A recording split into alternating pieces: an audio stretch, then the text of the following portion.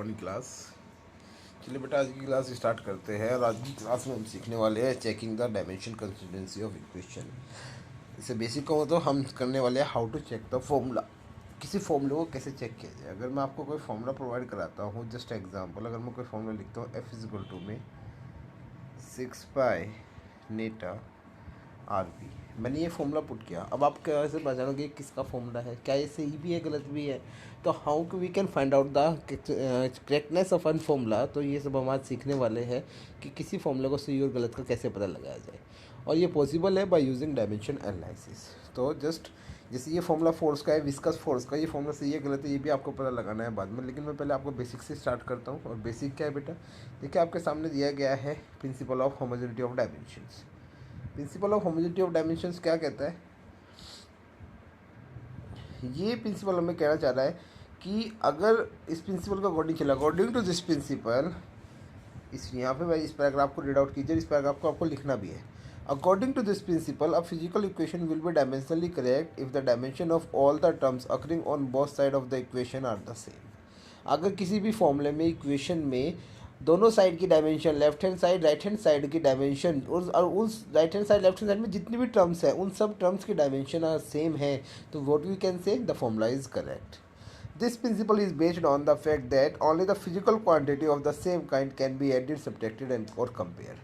और ये भी कह रहा है कि कोई भी दो फिजिकल क्वांटिटी को अगर आप ऐड, सब्ट्रैक्ट और कंपेयर करना चाहते हो तो they have the same dimension analysis, they have the same dimension.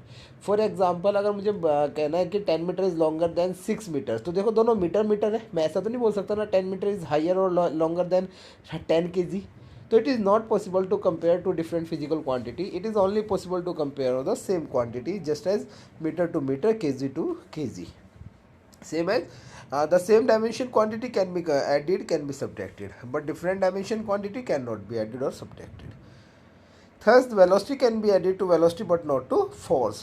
Clear बेटा यहाँ तक की बात है। तो इस प्रिंसिपल का हम यूज़ कैसे करें, तो देखिए इसी के नीचे ध्यान से दिया गया है कि एक्सप्लेन, एक एग्जाम्पल है। एक बात को ध्यान देना कि आज केवल हमें यही टॉपिक करना है, और इसके टॉपिक के जितने भी एग्जाम्पल्स हैं, नियर बाय 10 से 12 एग्जाम्पल और इतने सारे क्वेश्चंस हैं, आपको केवल आज भी एग्जाम्पल भी करने हैं और साथ में क्वेश्चन भी करने हैं, क्योंकि जितने यहाँ को ऐसा लगा के क्वेश्चंस आ जाएंगे बस वो ही इनफ है, उससे अलग और कोई क्वेश्चन बनता भी नहीं है, बहुत कम क्वेश्चंस बनते हैं। लेकिन अगर आपने ये सब अच्छे से कर लिया, आपको समझ में आ गई, तो फिर बाकी कुछ करने की ज़रूरत ही नहीं है, और इस टॉपिक में से पक्का कन्फर्म एक क्वेश्चन आता ही आता है। एग्जाम्पल नंबर 1 है बेटा, एग्जाम्पल में दे रखा है S is equal to UT plus half A T square. ये क्वेश्चन तो हमने 9th क्लास में पढ़ी थी और हम जानते भी है बिल्कुल सही है, बट हाउ टू प्रूव कैसे करें, तो देखिए ध्यान से प्रूव कैसे करते हैं। तो सबसे पहले मैं लेफ्ट हैंड साइड लेके चलता हूँ। लेफ्ट हैंड साइड में कौन है, S is what, displacement. Displacement की डायमेंशन क्या होती है बेटा, L. Now the right hand side में दो टर्म है, तो सबसे पहले पहली टर्म उठाइए यूटी। तो यूटी में यू वेलोसिटी है, initial velocity, and what is T, time. मैंने डायमेंशन पुट की वेलोसिटी की एल टी माइनस 1, टाइम की टी, और हमने क्या देखा, हमने देखा कि सॉल्व हो गया, कितना है, टी से टी कैंसिल, एल बच गया। Now the second term is half A T square. अब हाफ तो डायमेंशन लेस है क्योंकि कांस्टेंट है, but when we talk about A acceleration and T is वो टाइम, एसिलेशन की पुट की बेटा एल टी माइनस 2 और डायमेंशन पुट की, और ऐसे टाइम की डायमेंशन टी स्क्वायर से T minus 2 cancel, what remain, L remain. तो आप देख सकते हैं तीनों में, लेफ्ट हैंड साइड में भी एल है, राइट हैंड साइड में दो टर्म है, half A T and U T, उन दोनों का भी डायमेंशन क्या है, एल में एल प्लस करोगे तो आंसर क्या आएगा बेटा, एल ही आएगा। मीटर में मीटर प्लस करोगे तो आंसर तो मीटर में ही आएगा ना। तो the dimension is same, so that the formula is correct. तो ये तरीका होता है फाइंड आउट करने का। ऐसे ही सेम नीचे एग्जाम्पल दे रखा है, देखिए एग्जाम्पल में क्या दे रखा है बेटा, मैं एग्जाम्पल 40 आपको एक्सप्लेन करता हूँ। एग्जाम्पल 40 में दे रखा है half M V square equal to M G H. Half M V square equal to M G H में एक साइड काइनेटिक एनर्जी, दूसरी साइड कौन सी एनर्जी बेटा, पोटेंशियल एनर्जी। अब ये काइनेटिक एनर्जी और पोटेंशियल एनर्जी है, ध्यान देना, मैंने आपको इनके डायमेंशंस डायरेक्ट याद कराई थी, नहीं, आपको यहाँ पे क्या करना है, आपको इनकी डायमेंशंस फाइंड आउट करनी है। कैसे करेंगे, तो देखिए ध्यान से।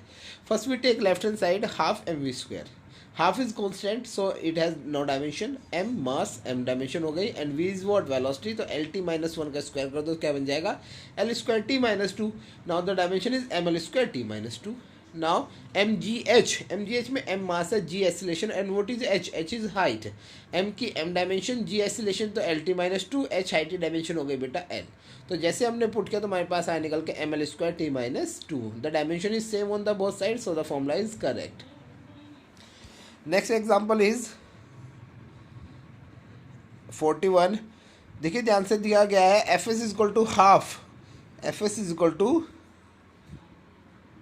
This wait,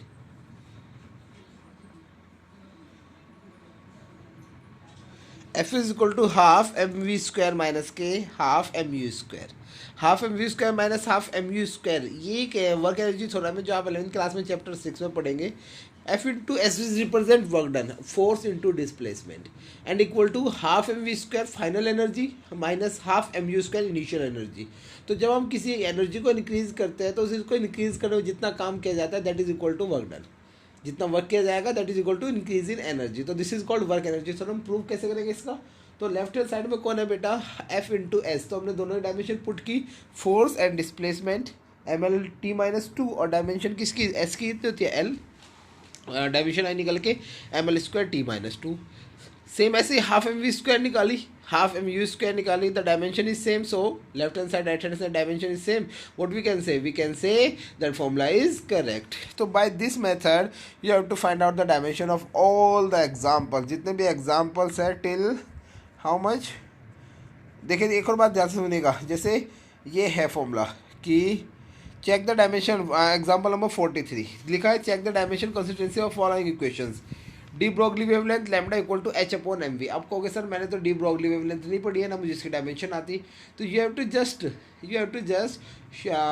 go to the table, throughout the table, और टेबल में जाके आपको इसकी डायमेंशन फाइंड आउट करनी है, देखनी है क्या है, वहाँ से आप ले सकते हो। जैसे अब जो आएगा ना, जैसे प्लांक कांस्टेंट आ गया, तो अब आपको ये नहीं है कि नहीं मैंने तो नहीं पढ़ा तो डायमेंशंस को याद करूँ। अब जो आपके सामने आएगा then you have to learn the dimension. मैंने आपको केवल 13 डायमेंशन याद कराई है, उन 13 की हेल्प से आप बेसिक निकाल सकते हो। लेकिन जैसे प्लांक कांस्टेंट हो गया, वेवलेंथ हो गया, ये सब आपको याद करनी पड़ेगी, और इनको याद भी करिए क्योंकि ये बार बार हमारे यूज़ में आने वाली है। सेकंड मेथड है कि वहाँ पे जहाँ टेबल है, टेबल में आपको कैसे आई ये भी दे रखा है, आप उसकी हेल्प से उसको समझ भी सकते हैं। कहीं कोई प्रॉब्लम आती है तो you can message me, call me any time. और मुझे ये जो आज का वर्क है ये मुझे किस टाइम तक चाहिए बेटा, बिफोर 4 PM।